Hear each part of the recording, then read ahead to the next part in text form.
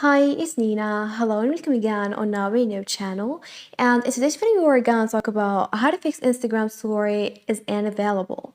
So let's get started.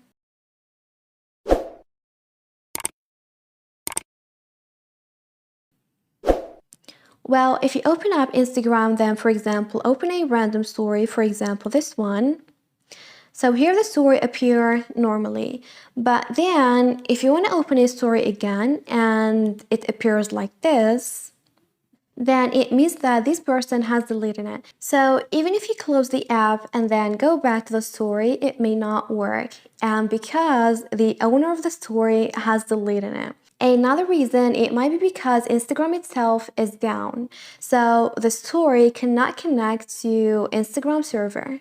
And to see if that's the case, then open a browser and type down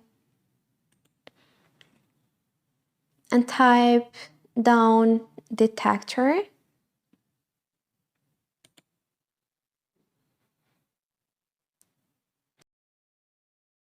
and look for Instagram. So if you find Instagram like top 1 or 2, then it might be the problem. Then the problem is on Instagram server. And if that's the case, you're just gonna wait till the story is available again. And this is it. Thanks for watching. See ya.